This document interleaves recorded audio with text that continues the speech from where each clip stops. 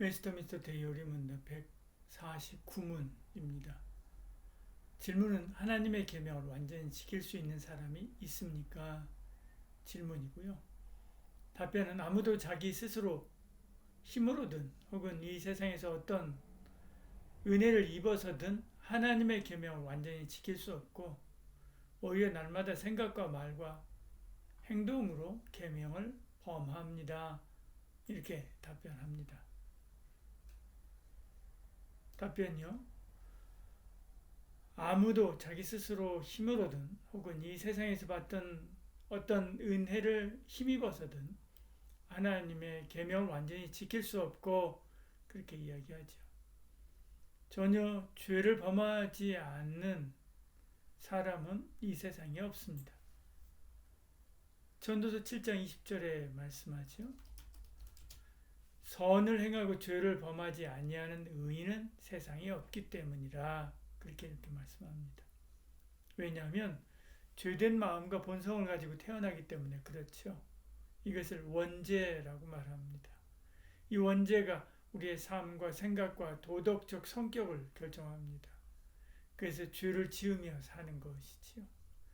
성령으로 말미암아 거듭났어도 이 원죄의 부패는 완전히 사라지지 않습니다. 다만 억제하려고 애쓸 뿐이지요. 사람들은 이 원죄를 인정하지 않습니다. 오히려 인간의 본성에 대해서 굉장히 낙관적이지요. 그러나 성경은 심히 부패했다라고 이야기합니다. 만일 누군가가 나는 죄를 짓지 않고 산다라고 말한다면 그는 거짓말장이지요. 요한일서 1장 10절에 만일 우리가 범죄하지 아니하였다 하면 하나님을 거짓말하는 이로 만드는 것이니 또한 그의 말씀이 우리 속에 있지 아니하니라 그렇게 말씀하죠. 모든 사람 부패했고 예수님을 믿은 후에도 부패한 성품에서 벗어나지 못합니다. 로마서 7장 18절 19절에요. 내 속, 곧 내 육신에 선한 것이 거하지 아니하는 줄을 아노니 원함은 내게 있으나 선을 행하는 자는 없노라. 내가 원하는 바 선은 행하지 아니하고 도리어 원하지 아니하는 바 악을 행하는도다. 이렇게 말씀했지요. 답변 이어서요. 오히려 날마다 생각과 말과 행동으로 계명을 범합니다. 이렇게 말씀하지요. 말로 죄짓습니다. 로마서 3장 13절 14절에요. 그들의 목구멍은 열린 무덤이요 그 혀로는 속임을 일삼으며 그 입술에는 독사의 독이 있고 그 입에는 저주와 악독이 가득하고 이 말씀하죠. 우리가 얼마나 많은 말을 쏟아놓습니까? 하나님 앞에 약속하고 잊어버리는가 하면 사람들을 독한 말로 아프게 하고 시기하고 질투하고 자기 합리화하기 위해서 거짓말을 서슴지 않지요. 매사추세츠 공과대학 심리학자인 로버트 펠드먼은 2020년에 121쌍의 사람들을 연구했습니다. 그 중에 적어도 60%가 10분 대화하는 동안에 한 번은 거짓말을 했고 평균적으로 두세 가지 거짓말을 했다고 합니다. 사람은 평균적으로 하루에 200번 정도 거짓말을 한다라고 이야기합니다. 어떤 사람도 하나님의 계명을 모두 다 지킬 수 없지요. 오히려 날마다 말과 행동으로 계명을 어길 뿐이지요. 생각으로 죄를 짓습니다. 창세기 6장 5절에요. 여호와께서 사람의 죄악이 세상에 가득함과 그의 마음으로 생각하는 모든 계획이 항상 악할 뿐임을 보시고 그렇게 말씀하죠. 마음으로 음욕을 품는 자마다 이미 간음했다라고 예수님 말씀했지요.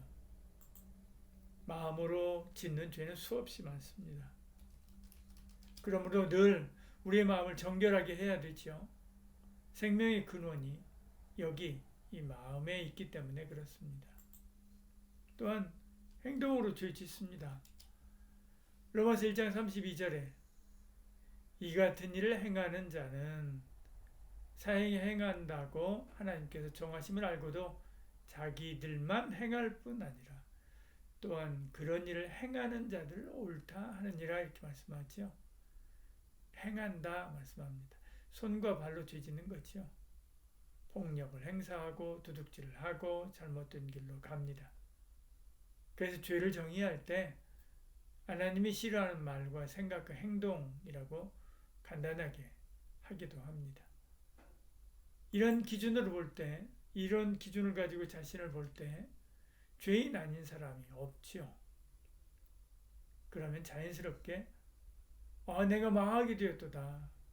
나는 하나님 앞에 심판받을 죄인이다. 라고 고백하지 않을 수 없는 것입니다. 그토록 당당하게 자기들은 의인이라고 주장하며 예수님의 제자들을 정죄하던 유대인들이요. 베드로의 설교를 듣고 돌변해서 어찌하면 좋습니까? 라고 통곡할 때 주 예수 그리스도를 믿으라 라고 했습니다. 유다 백성뿐 아닙니다. 베드로도 주님을 처음 만났을 때 저는 죄인입니다. 그렇게 고백하면서 떠나시기를 간구하죠. 선지자 이사야도 하나님을 처음 만나고 화로다, 망하게 되었다 그렇게 말했습니다. 우리가 이 세상 사람들하고 비교할 때 그래 나는 조금이라도 선하다라고 생각할 수 있지만 절대 선이신 하나님 앞에서는요. 누구도 자신이 죄인이라고 고백하지 않은 사람이 없는 거죠. 하나님은 한 번도 이 수준의 도덕적 요구를 낮춘 적이 없습니다. 그러면 어떻게 해야 되는가? 먼저 나의 죄를 고백해야 됩니다. 그리고 내 죄를 해결하실 분은 오직 예수님밖에 없습니다. 라고 하는 것을 믿는 거죠. 주님이 나를 대신하여 십자가에서 죽으신 것을 믿는 것입니다. 그것만이 하나님의 요구를 충족시키고 의롭다 인정함 받을 수 있는 유일한 길입니다.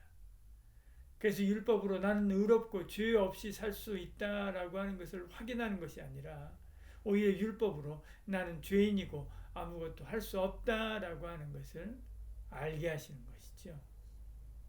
그래서 율법으로 의로운 길을 깨닫는 것이 아니라 오히려 죄를 깨닫는다라고 하는 것입니다.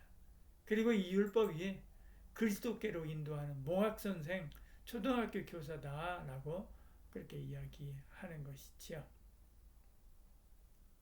기도하겠습니다. 주님, 죄인입니다. 먼저 내가 죄인임을 알게 하시고 고백하게 하시며 주님 안에서 산 소망을 찾게 하여 주시옵소서. 하나님이 기뻐하시는 삶을